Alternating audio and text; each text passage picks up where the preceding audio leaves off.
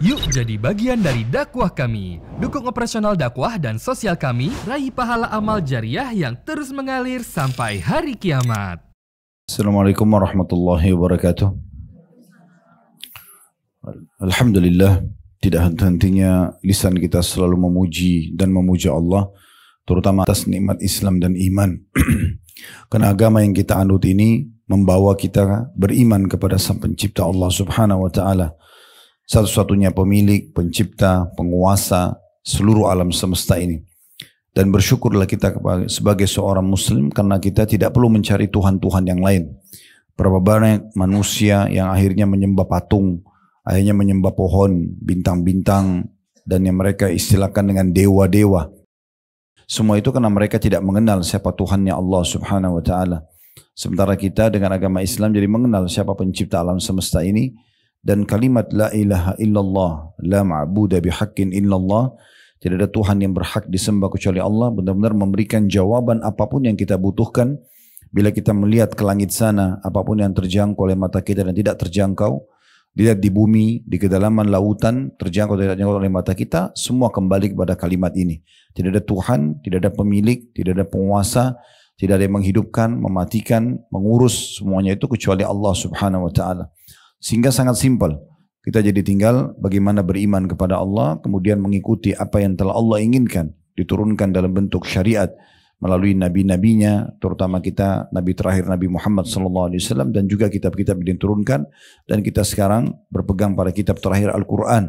Sehingga kita tahu mana yang boleh dan tidak boleh dari makanan, minuman, pakaian, pendapatan, pergaulan, dan apapun yang kita butuhkan untuk panduan hidup kita, sehingga membawa pada kebahagiaan dunia dan juga kebahagiaan akhirat dengan balasan surga abadi di sana.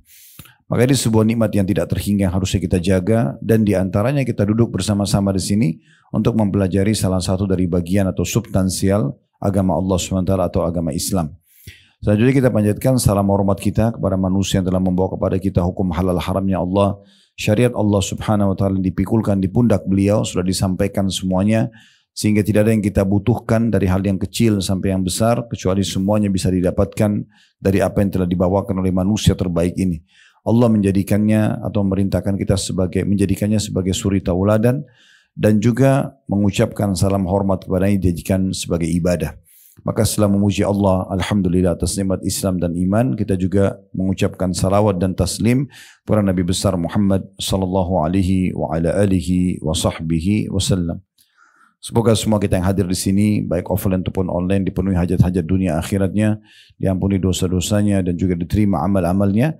Dan semoga sebagaimana Allah satukan kita di majlis ini, Allah juga satukan kita kelak insyaAllah di surga Firdausnya tanpa hisab. Allahumma amin.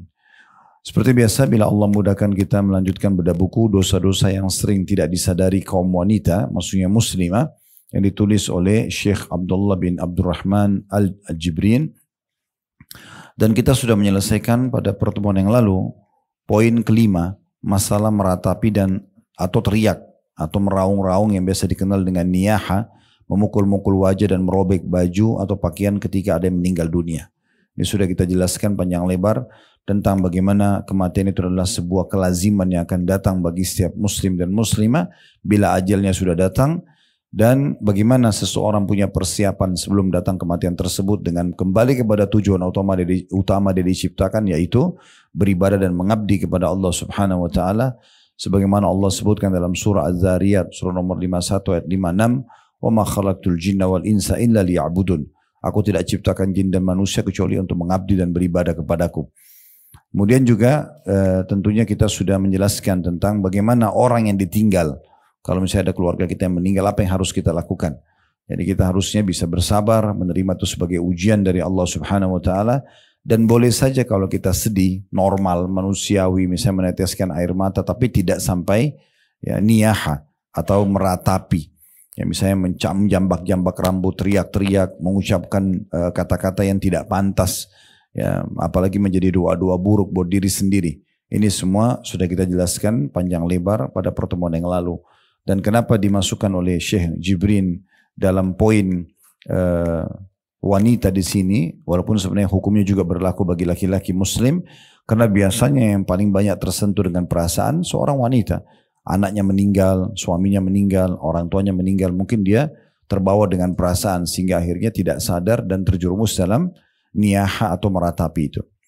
Sekarang kita akan bahas poin keenam atau pelanggaran keenam yang banyak tidak disadari oleh muslimah, yaitu pergi ke negeri-negeri atau negara-negara kafir tanpa ada kepentingan dengan alasan untuk studi atau pergi untuk berlibur atau berbulan madu. Ini mungkin ya agak sensitif bahasanya. Bagi orang yang belum pernah ikut ta'lim, masa sih sampai sekeras itu? Masa sih sampai kita nggak boleh pergi ke negara kafir? Saya berharap teman-teman sekalian sebelum menilai negatif semuanya, didengarin kajiannya, direnungi baik-baik, karena sedang kita bahas adalah hukum Allah Subhanahu wa taala. Dan setiap muslim dan muslimah di mana Allah Subhanahu wa taala menyebutkan dalam Al-Qur'an ciri mereka, maka li mu'minin wala mu'minatin idza qadallahu wa rasuluhu amran an yakuna lahumul khiyaratu min amrihim. Tidak pantas bagi orang yang mengaku muslim laki-laki dan muslimah perempuan kalau Allah dan Rasulnya sudah menentukan sebuah hukum lalu mereka masih punya pilihan-pilihan yang lain. Nanti akan kita panjang lebar jelaskan apa sebabnya, apa hikmahnya, apa dalilnya. Setelah itu Anda boleh renungi. Dan tentu saja kalau Allah SWT bukakan hati untuk masuk hidayah dan bisa menerima, alhamdulillah. Dari judul ini kita bisa lihat dulu, garis bawahi dikatakan tanpa ada kepentingan. Jadi katakan sini pergi ke negara-negara kafir tanpa ada kepentingan. Artinya menurut Syekh Abdullah Jibrin hafidhahullah, bahwasanya boleh orang pergi kalau ada kepentingan. Ya, kepentingan itu seperti memang mendesak, seperti orang jadi duta, ya, kepentingan perekonomian, perdagangan, misalnya dia seorang pebisnis, kemudian dia pergi lalu dia pulang, kemudian studi yang tidak ada di negara Islam, ya mungkin dibutuhkan ilmunya misalnya, dan itu pun ulama lebih fokus kepada kaum laki-laki. Kalau kaum perempuan juga lebih dibatasi lagi, karena memang tujuan utama mereka adalah menjadi istri, menjadi ibu. Ya, walaupun tidak menutup untuk tetap bisa berbisnis, bisa berstudi atau studi misalnya, tapi jangan sampai terbengkalai justru tujuan utama dia ada di muka bumi ini. Ingat ibu-ibu sekalian, kebanggaan yang harus melekat pada diri dan benak ibu-ibu sekalian adalah pada saat ibu berhasil menjadi status istri. Dan lebih lengkap lagi menjadi status ibu. Kalau bisa digabungkan kedua status ini tidak ada yang mengalahkan. Mau titel profesor pun, mau harta melimpah triliunan rupiah, tidak akan ada nilainya dibandingkan dengan status ini. Coba saya kasih gambaran. Coba renungi baik-baik contoh-contoh ini ya. Kalau misalnya ada seorang wanita, mungkin secara fisik biasa saja. Maaf, mungkin paras wajah pun biasa-biasa saja. Bukan orang yang cantik, yang mungkin laki-laki langsung bisa tertarik. Tetapi di saat ketemu dengan orang-orang lain lalu ditanya, apakah Anda sudah menikah? Lalu dikatakan iya. Pastikan orang ini pasti nilainya di mata orang yang bertanya sudah naik secara otomatis, karena dia sudah menjadi status istri. Ya. Kalau pernah dengar kisah waktu Nabi Ibrahim alaihissalam masuk ke negeri Mesir di masa beliau masih baru menikah dengan Sarah, belum ada Hajar, dan ini sebab kenapa Hajar hadir dalam kehidupan Nabi Ibrahim dan Sarah, disebabkan karena kisah ini. Jadi di Mesir waktu itu terkenal ada satu raja zalim yang suka merebut istri orang. Bagi si raja itu, kalau ada perempuan yang dinikahi oleh seorang laki-laki dan berstatus istri berarti pasti punya kelebihan. Kalau enggak akan dinikahi. Nah seperti itulah. Maka dia pun mengambil inisiatif itu. Makanya Nabi Ibrahim AS sebelum masuk ke Mesir berkata kepada Sarah, hai Sarah, nanti kita akan masuk ke satu negeri ini rajanya zalim, suka ngambil istri orang. Dan Sarah ini kebetulan memang punya kelebihan fisik. Orangnya sangat cantik, orangnya sempurna secara fisik, dan juga memang sudah menjadi status istri karena istri Nabi Ibrahim AS. Maka Nabi Ibrahim mengatakan, nanti kalau kamu ditangkap oleh pasukan raja-raja zalim ini, katakan saya kalau kau ditanya kau adalah saudariku. Di sini maksudnya saudari dalam Islam, dalam agama. Ya, karena kalau katakan istri maka akan diambil. Saya pun kalau ditanya saya akan mengatakan kau adalah saudariku. Ternyata setelah masuk ke Mesir, para prajurit melihat kecantikan Sarah tanpa menunda lagi ditangkap langsung dibawa ke istana Raja Zalim tersebut. Begitu melihatnya tanpa menunggu si raja ini langsung mau menjamahnya. Tapi Sarah berdoa kepada Allah Subhanahu Wa Taala agar diselamatkan dari kejahatan Raja Zalim itu. Ya. Setelah berdoa tiba-tiba tangan orang itu stroke, raja itu stroke. Ya. Tapi masih satu tangannya yang stroke. Lalu dia bilang, apa yang kamu lakukan dengan saya? Raja ini bilang kepada Sarah. Sarah mengatakan, saya memohon kepada Tuhan saya Allah agar menyelamatkan dari keburukan Anda atau keburukanmu. Maka dia mengatakan, kalau gitu mintalah kepada Tuhanmu agar saya disembuhkan dan saya tidak akan ganggu kamu lagi. Di depan Raja Zalim ini Sarah berdoa sambil mengatakan, ya Allah sembuhkanlah orang ini. Sembuh tiba-tiba. Orang ini rupanya pikir ini main-main, ini cuma sihir atau apa. Terus dia berusaha menjamah yang kedua kalinya. Maka Sarah pun berdoa yang kedua kalinya. Dan akhirnya kedua tangan raja ini stroke. Tiba-tiba nggak bisa bergerak. Tapi anggota tubuh yang lain masih bisa. Lalu kemudian dia pun berkata kepada Sarah, apa yang kamu lakukan? Kata Sarah, aku berdoa kepada Tuhanku agar menyelamatkan dari keburukanmu. Lalu dia mengatakan, kalau gitu mohonlah kepada Tuhanmu untuk menyembuhkan aku dan aku janji tidak akan mengulangi lagi. Tidak akan menjamamu. Maka di depan dia Sarah berdoa lagi yang kedua kali, sembuh tiba-tiba. Pokoknya orang ini belum kapok. Dia mau menjamah yang ketiga kali. Jadi kalau ibu-ibu baca dalam buku-buku sejarah memang seperti itu raja itu kisahnya ya. Maka dia pun coba menjamah yang ketiga kali. Lalu Sarah berdoa dan pada saat itu semua tubuhnya stroke kecuali bagian wajahnya. Dia masih bisa ngomong.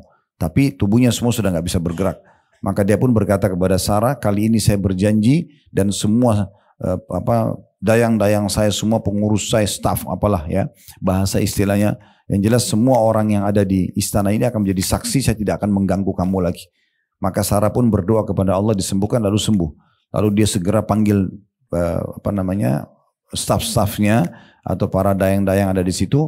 Raja ini mengatakan keluarkan wanita ini dari istanaku karena yang kalian bawa bukan manusia tapi jin. Ya, karena dia memang bukan orang beriman sama Allah, dia nggak tahu itu.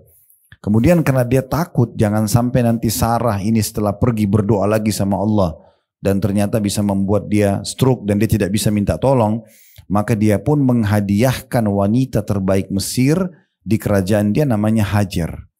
Nah ini sebab kenapa Hajar hadir dalam kehidupan Nabi Ibrahim dan Sarah. Kisahnya awalnya di situ. Kemudian setelah itu menjadilah Hajar ini sebagai dayangnya Sarah. Nah setelah berjalan waktu sekian lama Nabi Ibrahim selalu berdoa minta keturunan dan Sarah mendengar itu dan dia belum Allah takdirkan hamil, dia pun akhirnya menghibahkan Hajar untuk dinikahi oleh Ibrahim dan setelah dinikahi lahirlah Ismail. Kemudian dia juga berdoa sama Allah agar bisa hamil di masa tuanya, lalu 1 tahun kemudian Sarah juga hamil, lahirlah Ishak. Nah, tapi yang kita ingin titik beratkan dari semua kisah ini, ada raja Mesir mau mengambil karena status perempuan itu apa? Istri.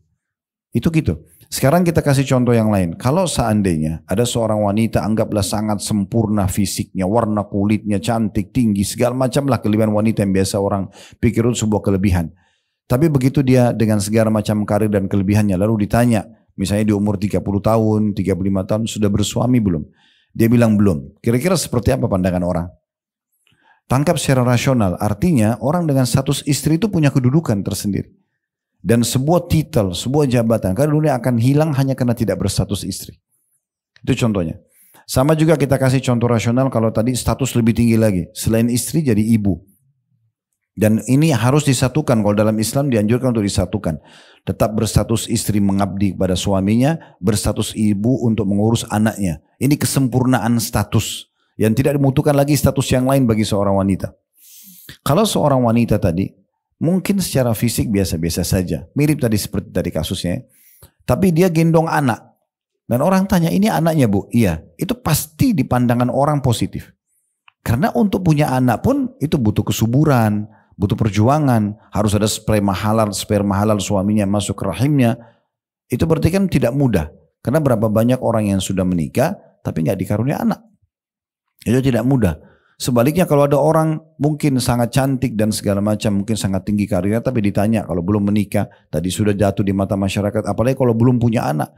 Saya bertemu dengan beberapa orang jemaah, subhanallah kasus yang Allah perlihatkan depan mata. Ada orang datang, suami istri di restoran kami di Condet, terus datang begitu lihat saya kebetulan, karena saya memang kebetulan lagi di kantor waktu itu, kemudian mereka minta waktu. Begitu saya lihat suaminya dengan cukup sekali secara fisik ya. Saya tidak bertemu sama istri tapi istri juga ada di restoran. Tapi sempat bapak itu minta waktu sama saya ngomong sambil mengatakan Ustaz tolong saya butuh waktu ngomong 4 mata. Saya bilang baik silakan Pak. Terus saya kosongkan store kami, ada toko kebetulan di lantai 2, saya bilang kosongkan dari semua staff, lalu saya duduk berdua. Awal sebelum bicara sudah berkaca-kaca matanya lalu menangis bapak itu. Saya tanya, kenapa Pak? Tenangkan diri. Laki-laki nangis itu agak unik. Biasanya pasti kan ada sesuatu yang besar sekali, karena laki-laki itu jarang nangis gitu. Maka pada saat dia sudah tenang lalu dia mengatakan, Ustadz, saya ini sudah menikah 10 tahun belum punya anak. Saya sama istri sudah coba ikhtiar sana sini belum punya anak. Sekarang kami mau ambil anak angkat, keluarga kami pun, keluarga saya sama istri ikut campur. Untuk milih-milih yang kami harus pilih yang mana, padahal sebenarnya itu urusan kami gitu. Apa yang harus kami lakukan? Begitu sedihnya mereka karena tidak punya anak. Jadi orang punya status ayah, status ibu itu tuh luar biasa. Itu prestasi tertinggi. Fahami dulu baik-baik ini. Karena banyak orang, dia sepelekan status istrinya. Ya, yang penting dia punya jabatan tinggi. Yang penting dia punya gaji, yang penting dia punya rumah besar, dia wanita karir. Ini dari mana ya? Kan gitu. Agak unik ini ya. Dia keluar dari fitrah yang sebenarnya. Atau nggak masalah kok. Punya anak, nikah tapi tidak punya anak, nggak usah punya anak misalnya. Ini juga agak unik gitu kan. Padahal fitrah manusia menyukai masalah itu. Ini poin dulu dalam pembukaan kita supaya bisa difahami apa hikmah-hikmah syar'i daripada larangan-larangan Allah Subhanahu wa taala gitu ya.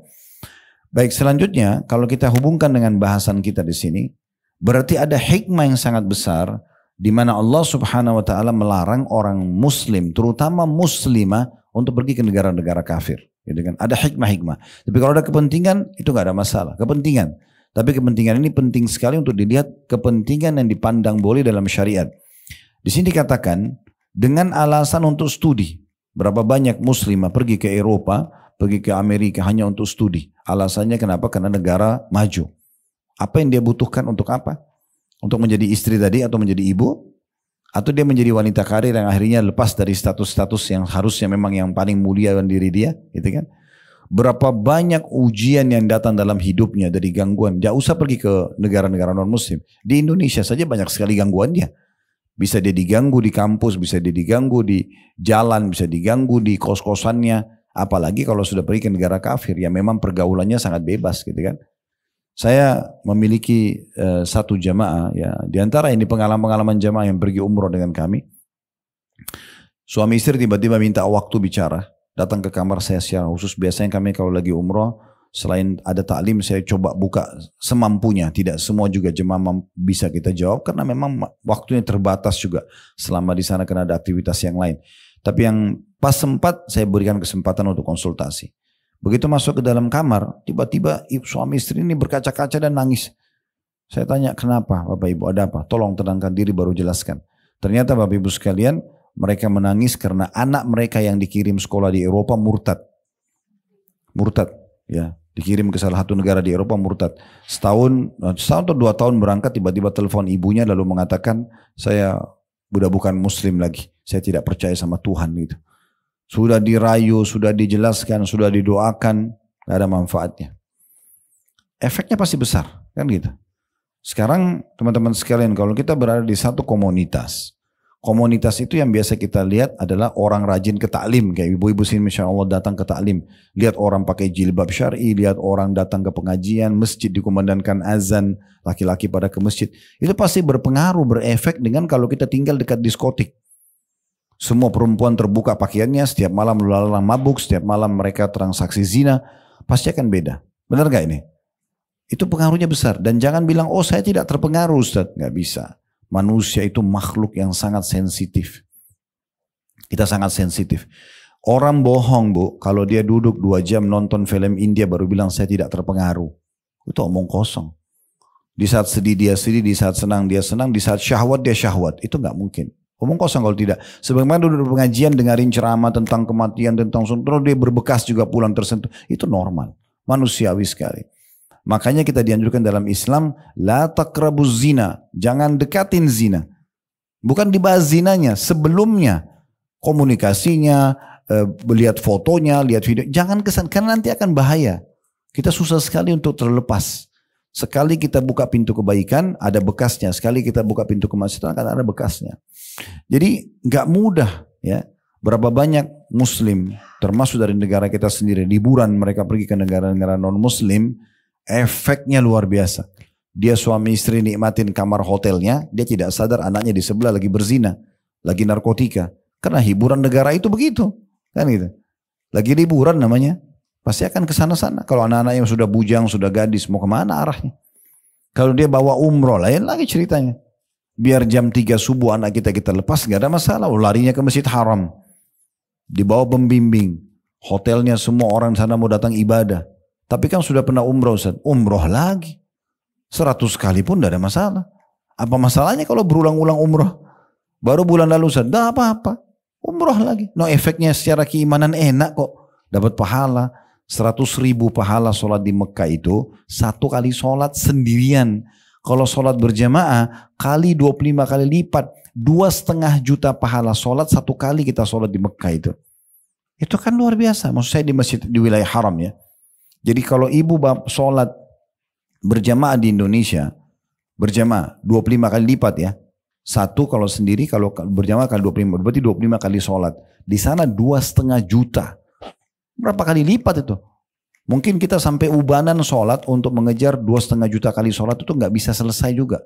Itu dengan 1 sholat.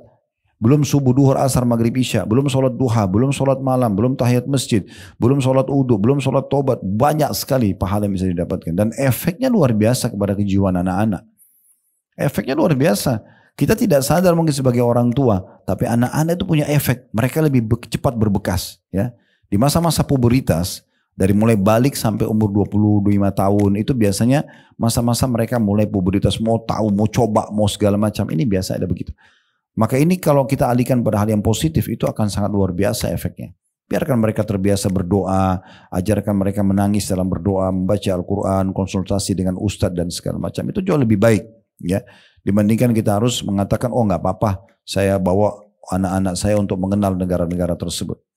Maaf ya, tanpa mengurangi penghormatan. Saya juga sudah keliling, tapi tujuan itu dakwah. Diundang dakwah keliling Eropa, hampir semua negara yang sudah kami datangi. Di Amerika hampir semua wilayah yang sudah pernah kita datangi. Tidak ada sesuatu yang istimewa tuh kalau saya melihat ya. Saya istimewa itu dari sisi bangunan, mungkin Jakarta masih lebih mewah. Saya nggak menemukan, kecuali mungkin di New York kali ya, yang ada bangunan kayak di mana? Di Tamrin, ya, di Sudirman. Rata-rata biasa-biasa aja bangunannya. Apalagi di Eropa, apalagi Belanda yang pernah jajah kita 350 tahun. Masya Allah bangunannya tua-tua. Orang masih pakai sepeda yang mungkin di Indonesia sudah tidak dipakai. Gitu.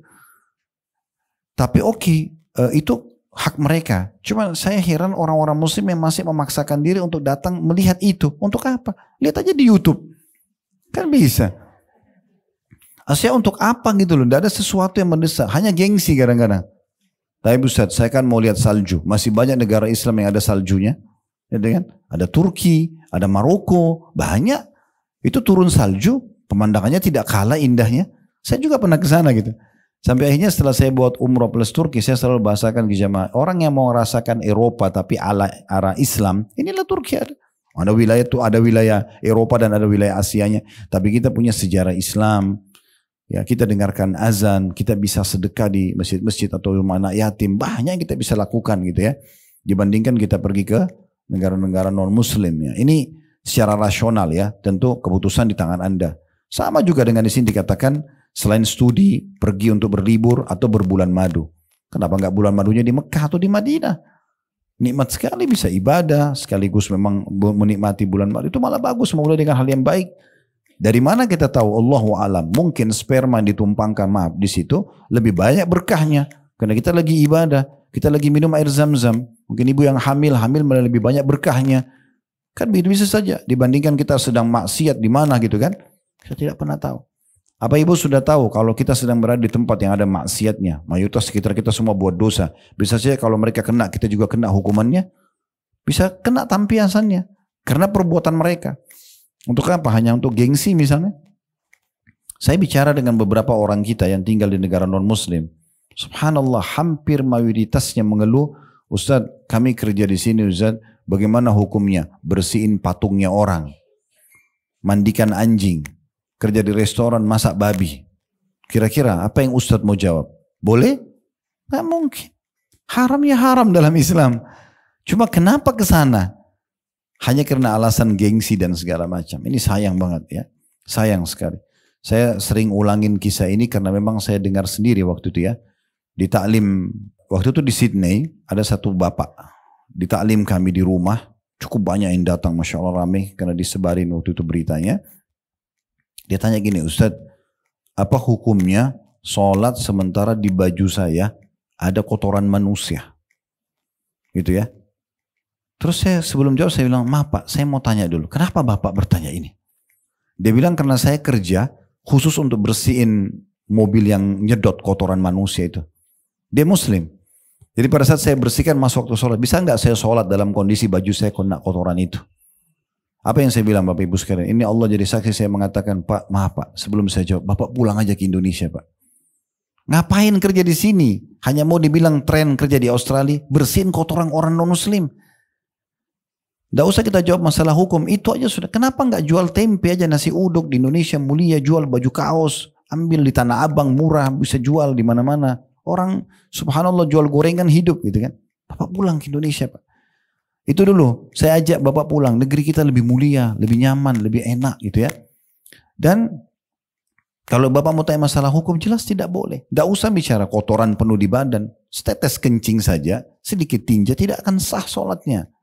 Apalagi kalau semua tubuhnya, kan nggak mungkin. Tapi permasalahannya adalah sebab itu karena dia mencari kerja di sana. Kan gitu. Mungkin masih lebih ringan kalau dia kerja di tempat-tempat yang jauh lebih mulia, tapi susah. Ya, yang paling ringan orang kerja di tempat non-muslim itu kerja di supermarket, itu pun masih ada khamr dijual di kulkasnya. Itu kan. Itu paling ringan sudah, itu jual roti, jual madu, jual apa. Tapi tetap aja ada khamr. Gimana sekarang? Sampai pernah ada yang tanya ke saya, Ustadz sudah terlanjur tinggal di negara non-muslim. Saya kerja di sini. Ini kerja yang paling ringan sudah. Mungkin bagi mereka waktu itu ya. Saya tidak tahu kalau sekarang mungkin ada perkembangan. Tapi waktu itu saya datang di satu negara non-muslim lalu mereka tanya gitu. Gimana Ustadz gaji saya? Semuanya di supermarket ini halal. Tapi di kulkas itu masih ada khamr. Kira-kira seperti apa? Ada pendapat yang kami sampaikan tapi tidak bisa berlaku di semua wilayah. Gitu kan? Karena fatwa itu kadang-kadang berlaku satu wilayah, belum tentu berlaku di wilayah lainnya. Saya katakan ya sudah solusi, tidak ada lagi solusi lainnya kecuali karena dia tidak bisa, dia terikat akad kerja. Kalau dia tinggalkan dia bisa dipenjara. Ya udah, setiap terima gaji, hitung persentase khamr yang ada di kulkas itu, kemudian keluarkan. Jangan makan gajinya. Dan ambil gajinya yang sisanya saja. Tapi ini kan jadi masalah, untuk apa hadir di kehidupan kita poin seperti ini? Hanya untuk karena mau tinggal di negara non-muslim? Kan yang jadi tanda tanya gitu kan. Ingat ya, kalau ada kepentingan mendesak berbeda. Nanti akan kita jelaskan hukum-hukumnya ya, seperti itu. Baik, ini saya perlu sampaikan juga poin penting. Ini kajian kita, dan ini saya sampaikan sesuai dengan pengetahuan kami. Kalau ada yang punya pendapat lain silahkan. Kan gitu. Jangan nanti dibilang, oh ini garis keras, ini itu saya isi kajian, dan ini hak saya untuk menyampaikan. Ibu-ibu juga yang hadir punya hak untuk menerima atau tidak itu ya. Tapi saya menyampaikan sesuai dengan apa yang nanti ibu-ibu akan dengar ke depannya. Cukup banyak dalil yang kita harus fahami baik-baik secara agama. Bagaimana kita harus bersikap, terutama bermuamalah dengan negara ataupun orang-orang non-muslim. Ada toleransi dalam Islam, tapi tidak boleh kita kebablasan. Gitu kan? Seakan-akan kita tidak punya ciri khas. Ingat, Nabi SAW mengingatkan, man tasyaba biqaumin fahuwa minhum. Siapa yang menyerupai satu kaum, maka dia termasuk golongan mereka. Termasuk diantaranya orang mencontohi pakaian-pakaian, tata cara bicara, cara hidup orang muslim, ini berbahaya sekali. Tapi nanti kita akan sebutkan ada syarat-syarat yang ulama sebutkan untuk mendatangi negara-negara non-muslim. Saya bacakan dulu apa yang dikatakan oleh penulis di halaman 7 ya, di poin 6. Kata penulis setelah menyebutkan tentang judul tadi, para ulama telah mengeluarkan fatwa bahwa mengadakan lawatan atau pergi ke negara-negara negara-negara kafir tidak boleh kecuali dengan alasan yang dibenarkan secara syariat atau agama. Dan untuk rekreasi dan melancong tidaklah termasuk alasan yang dapat diterima. Rasulullah SAW bersabda, "Ana bari'un min kulli muslimin yuqimu baina adhhuril musyrikin." Kata Nabi SAW, aku berlepas diri dari setiap muslim yang bermukim di antara orang-orang musyrik. Diriwayatkan oleh Abu Dawud, Tirmidzi dan disahihkan oleh Albani. Maknanya hadis ini banyak ya, ibu sekalian, bisa bermakna saya berlepas diri loh, nanti tidak ada alasan hari kiamat mengatakan, oh saya tidak dapat makanan halal. Saya tidak ada alasan loh depan Allah nanti kalau tetap tinggal di non-muslim, oh saya tidak bisa sholat karena tidak bisa dengarkan azan, tidak ada masjid. Karena masih banyak negara muslim. Tidak ada lagi alasan nanti di depan Allah SWT mengatakan, oh saya waktu mati dulu dibakar atau dimandikan atau diurus jenazahnya dengan cara non muslim karena tidak ada orang muslim. Lalu kenapa tinggal di situ? Kenapa nggak tinggal di negara Islam aja? Ya, kenapa nggak habisin rekreasinya, belajarnya segala macam di negara muslim gitu kan? Toh banyak juga negara yang maju kok, negara-negara Islam gitu ya. Nah ini dalil yang diangkat oleh beliau Nabi SAW. Kalau Nabi sendiri bu berlepas diri dari setiap muslim yang sengaja tinggal di tengah-tengah orang musyrik, lalu bagaimana kita baru memulai untuk ke sana? Toh kita bisa hidup ya. Saya juga ingin berbagi, ada beberapa panitia dulu pengajian di Bali yang mengundang saya. Kemudian kebetulan mereka ini dulu anak-anak pantai. Dan alhamdulillah ikut taklim sudah mulai meninggalkan profesi itu. Mereka jadi tour leadernya ya. Atau tour guide-nya lah untuk turis-turis yang datang. Saya tanya, ini orang-orang bule yang datang di sini. Ini saya tanya sendiri, apakah mereka orang-orang kaya? Enggak, bukan Ustaz. Mayoritasnya bukan orang kaya. Mayoritasnya ya, ada juga orang kaya tapi mayoritasnya bukan orang kaya. Tapi kan di benak kita ini kan Bali tanda kutip sudah untuk kelas orang Indonesia ya lumayan, ya sudah mahal gitu ya. Apalagi kalau kita datang ke hotel-hotel di sekitar orang-orang non-muslim ini. Intinya saya tanya, apakah mereka orang kaya? Enggak, bukan Ustaz. Malah mereka banyak orang-orang yang tidak mampu. Cuman mereka ini kerja di kebun-kebun, mereka dapat gaji harian, dikumpul gajinya 6 bulan. Itu hasil surveinya mereka. 6 bulan mereka kerja, 6 bulan lagi dihabisin di Indonesia, di Bali. Dari gaji yang dia terima, 6 bulan itu dihabisin 6 bulan di Indonesia.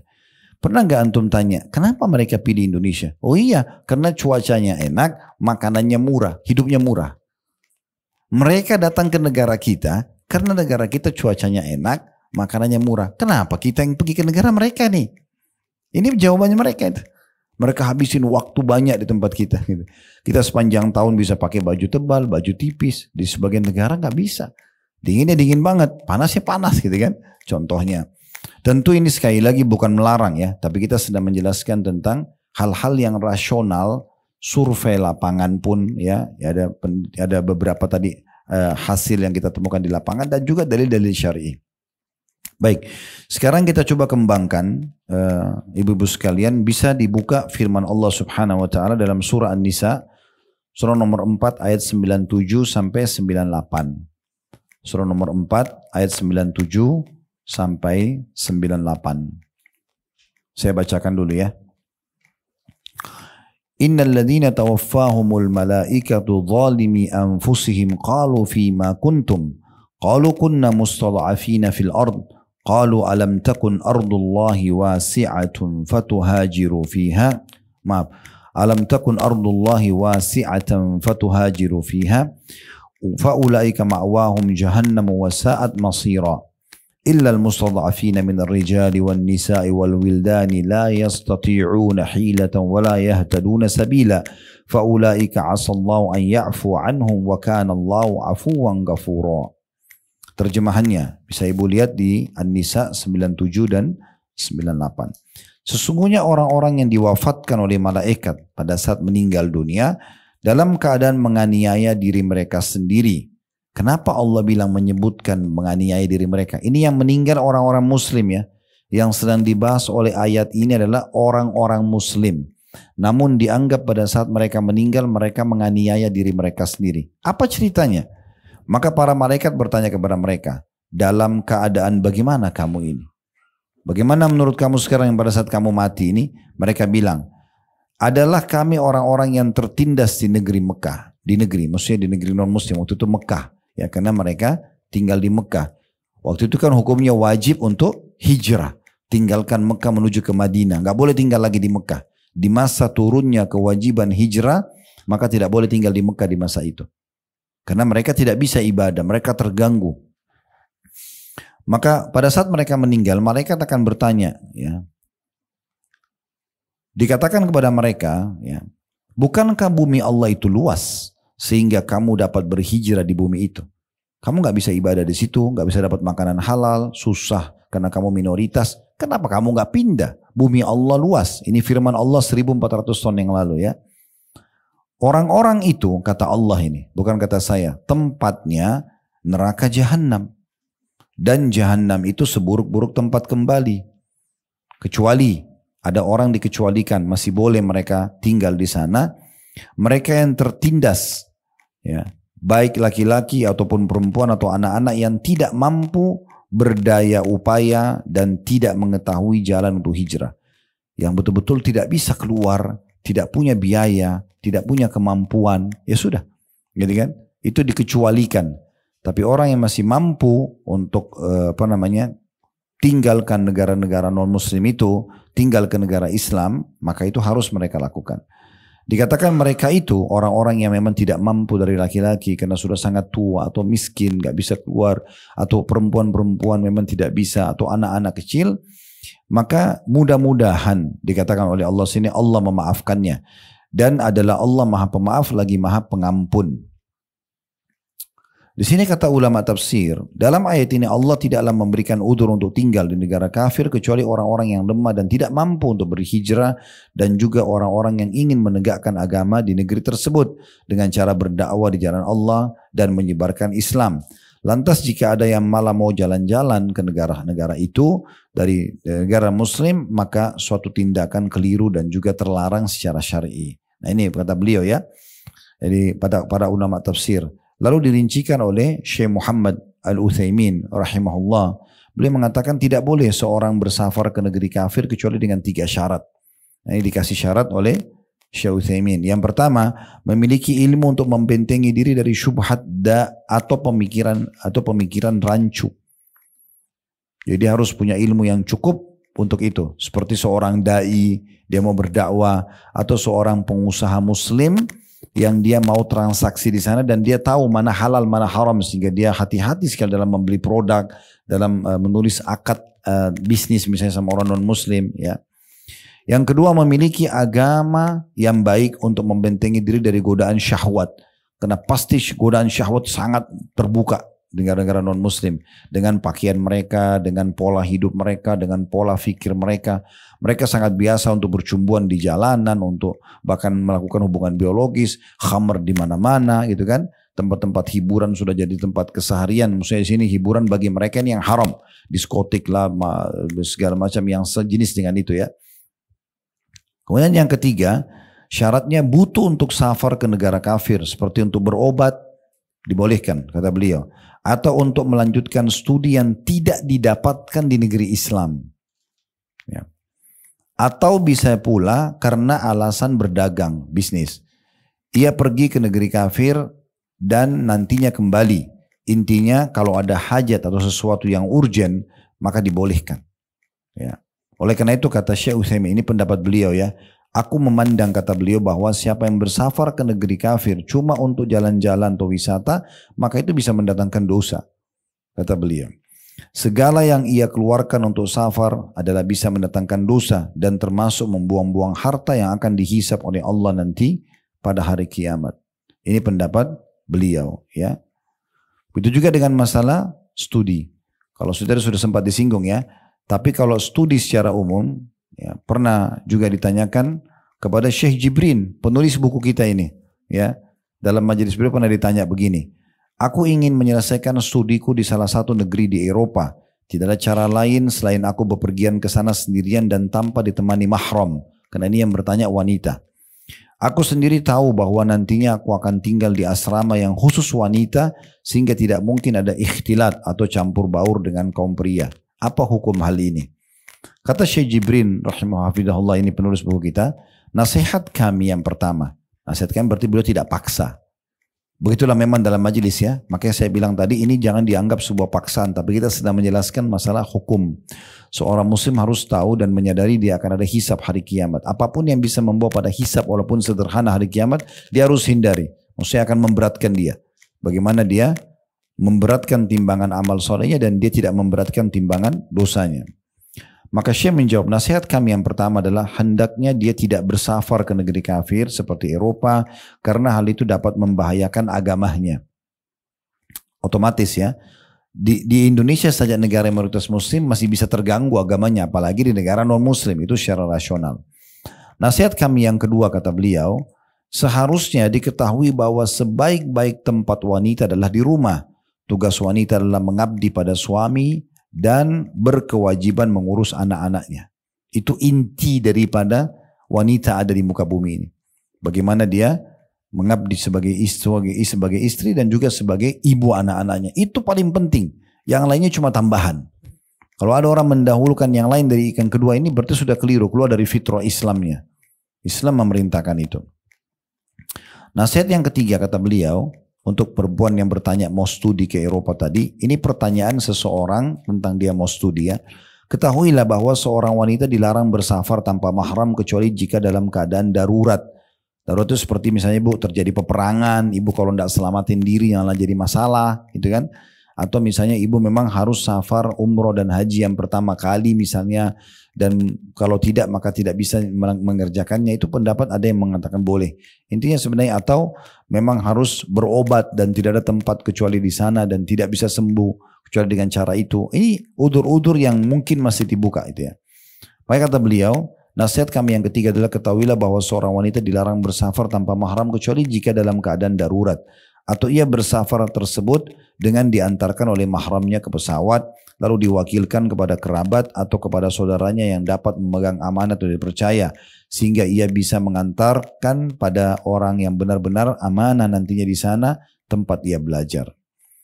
Dalam kondisi ini, memang ya, dalam kondisi ini jika memang dalam kondisi terpaksa untuk menyelesaikan studi di Eropa, maka boleh saja safar ke sana jika itu kurang dari sehari semalam.